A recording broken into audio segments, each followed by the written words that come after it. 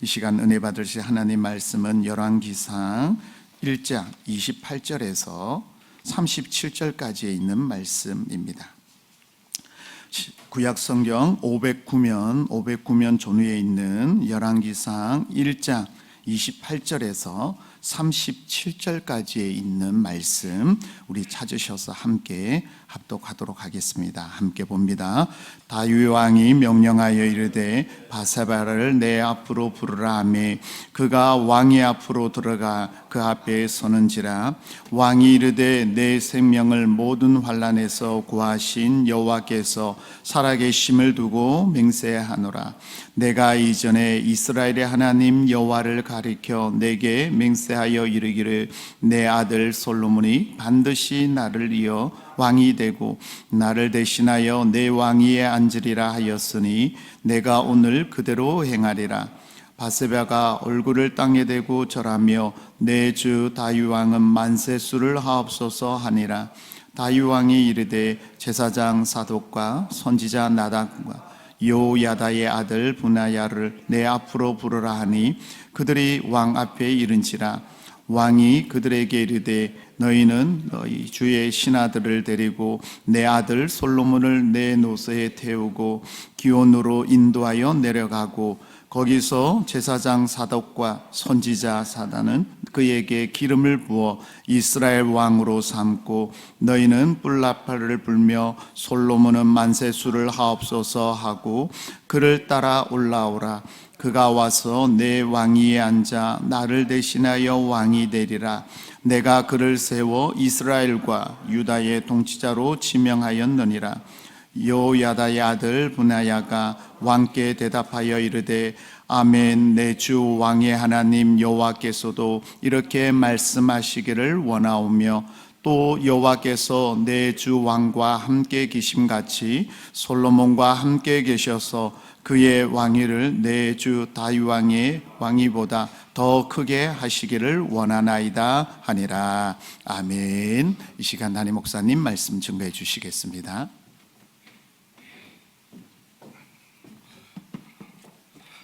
할렐루야. 우리 아버지 하나님은 사랑이십니다.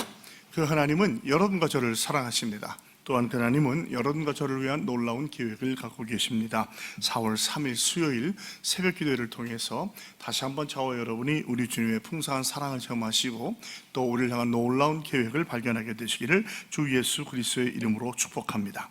오늘 저는 봉독한 말씀을 중심으로 특별히 30절에 있는 마지막 말씀이죠. 내가 오늘 그대로 행하리라 라는 제목으로 여러분과 함께 은혜를 나누기 바랍니다. 한번 따라 주실래요? 내가 오늘 그대로 행하리라. 예, 이것은 이제 다윗이 바세바에게 약속한 말씀이고 그것은 다시 말하면 하나님께 서원한 말씀인데 우리가 하나님께 서원하거나 약속한 말씀이 있으면 즉각 깨닫고 행하시는 저와 여러분이 되길 바랍니다. 우리 계속해서 이제 열왕기상을 공부하고 있는데요. 어제와 그저께 거쳐 배운 말은 이제 다윗이 나이가 들었지 한 70 정도가 됐어요. 요즘 같으면 70이면 정말 청년의 나이에 속하지만 그 당시에는 상당히 나이가 많은 거고요. 또 많은 전쟁을 치르고 시련과 환란을 겪었기 때문에 아마 다윗이 급격히 늙어가지 않았나라는 생각이 들어요. 그래서 그 당시의 관습대로 젊은 여자를 들게 하면 힘이 나아질까 하는데 그것이 되는 건 아니죠. 다윗은 계속 약해지고 가고 있고 아마 정신도 어느 정도는 맑지 못했던 것 같아요. 그래서 오늘 말을 보면 솔로몬이 왕이 되게 한다고 얘기를 했는데 성경에 보면 다윗이 솔로몬을 왕으로 세우겠다고 말하는 것은 나오진 않지만 사무엘 한가에 보면 둘째 아들이잖아요. 바세바처럼 둘째 아들인데 하나님 기뻐해서 여디디아라는 이름을 지어줘요. 하나님의 사랑을 받았다는 뜻인데 신학자들은 그걸 가지고 하나님께서 그 솔로몬을 후계자로 삼았다는 그 증표로 봅니다. 그렇게 한다고 하면 이미 그런 약속이 있었던 것이고 다윗이 잠깐 잊어버리고 있던 것을 나단 선지자가 바세바를 통해서 기억나게 해주는 것이죠. 왜냐하면 그때 그 아들이죠. 아비노엘인가요?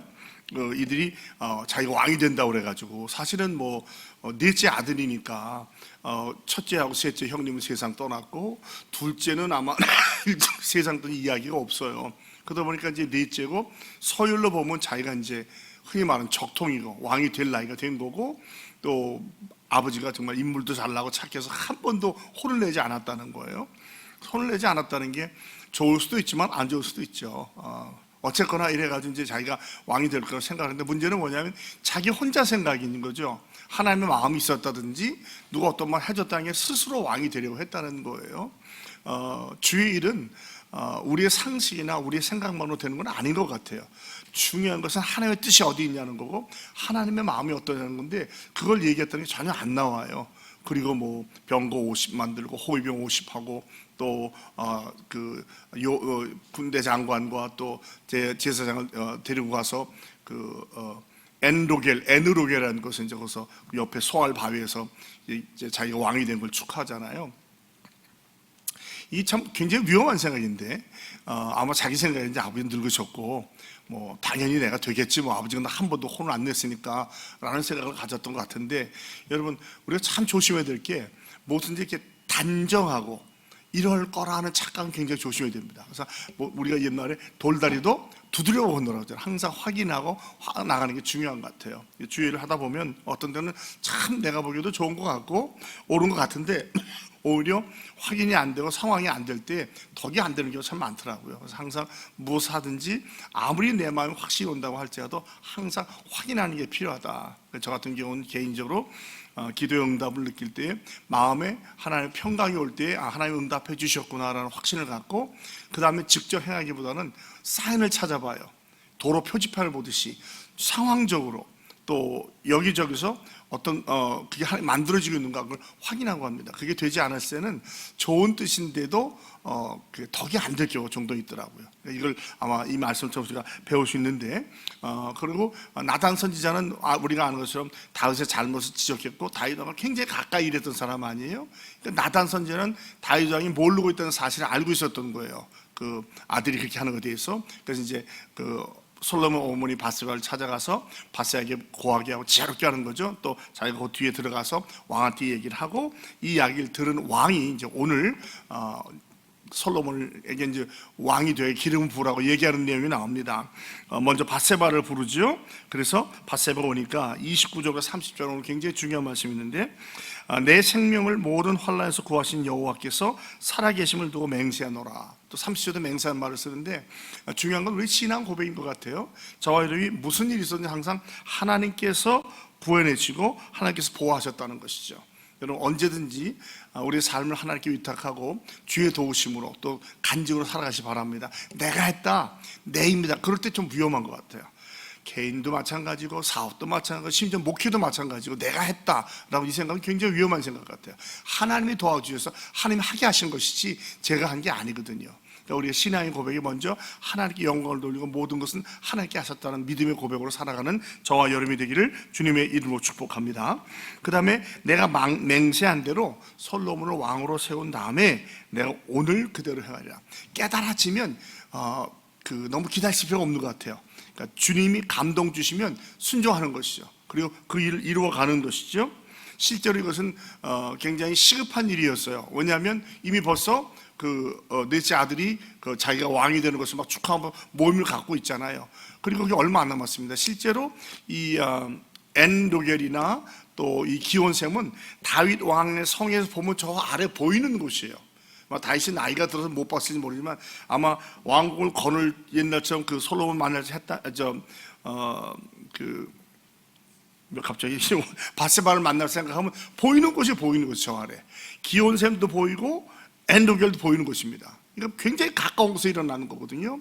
또 이 기온과 엔로겔도 거리가 멀지 않아요. 어떤 사람 짧게는 200m, 길게는 600m니까 우리가 600m 눈에 뻔히 보이잖아요. 굉장히 시급한 일이었어요. 이걸 보고 이제 다윗이 빨리 결단을 내려서 이 일을 시행하는 것이 오늘 해야겠다. 그러니까 성령의 감동을 주시면 많은 경우 여러분 어떤지 모르지만 저는 성령의 감동을 받았는데도 차일피일 미루다가 잊어버릴 때도 있고 놓칠 때도 있어요. 그 시기가 지나가는 거예요. 시기를 놓치면 너무 급한 것도 위험하지만 또 너무 오래 기다려보면 그 시기를 놓칠 때가 있더라고요. 그래서 이런 거는 기도하는 가운데 우리가 판단해야 될 텐데 이것은 굉장히 시급한 일이기 때문에 이렇게 하는 걸 보게 됩니다. 그러니까 이제 다윗이 왕께 절하고 또 얘기를 하죠. 사독과 나단과 분이야를 불러요. 사독은 제사장이죠. 나단은 선지자죠. 분이야는 아마 이때는 왕실 경호대장 정도, 나중에는 이제 군대 장관이 되지만 이 세 사람을 부릅니다. 그러니까 나라를 이끌어가는데 굉장히 중요한 역할을 하는 사람들이죠. 이 사독 같은 경우는 대제사장 아니면 제사장 중에 하나 있는데, 이 사람이 결국엔 우리 나중에 보면 이게 신약 시대에 사두개파 나오죠. 사두개파의 시조가 사독이에요. 그러니까 아주 사두개파가 원래는 굉장히 하나님 잘 섬기고 제사장 역할을 했던 집안입니다.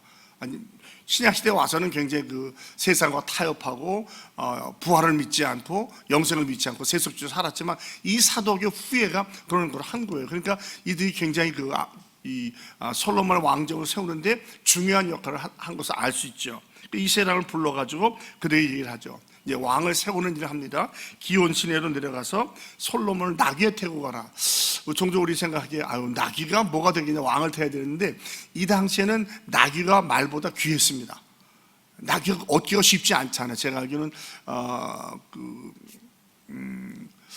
수탉나귀가 암말인가? 이게 교배에서 생기는 건데 쉽지 않았어요. 그리고 많은 경우에 왕이나 귀족이 탔던 거예요. 그러니까 나귀를 탔다는 얘기는 우리가 볼 때 저렇게 연약할까가 아니라 왕을 상징하는 거예요. 그걸 타고 기온으로 내려가서 거기서 사독과 나단은 기름을 부어라. 그래서 이스라엘 왕을 삼아라. 그리고 뿔나파를 불면서 솔로몬 왕은 만세를 하옵소서. 이 뿔나파를 가까이 있던 이 아들이 듣잖아요. 나중에 그래서 막 혼비백산을 볼 수 있겠는데, 그리고 그를 나귀를 타서 이제 예루살렘 성을 올려오내는 거예요. 이 예루살렘 성 해발 한 800m 되고, 여기는 좀 꽤 떨어진 데 한 200m 아래로 떨어진 곳이니까 언덕길을 올라오는 거예요. 그리고 내 자리에 앉아서 나를 대신해서 왕이 되리라. 내가 그를 세워 이스라엘과 유다의 통치를 지명하는데, 35절 나온 얘기죠. 그러니까 분명히 하나님께 맹세한 것을 확인하고 임명하는 거예요. 그러니까 왕의 말은 곧 그 당시에 하나님의 말과 같은 거니까요. 이 말대로 합니다. 그랬더니 그때 분하야가 이런 말을 해요. 아멘 하고 대답하면서, 내 주 왕의 하나님 여호와께서 이렇게 말씀하시기를 원합니다. 아멘은 무슨 뜻이죠? 아멘은 그렇게 되기를 원합니다. 믿습니다. 그건 거예요. 이 분하야가 이 말을 확실히 받아들이는 거, 확인하는 거죠.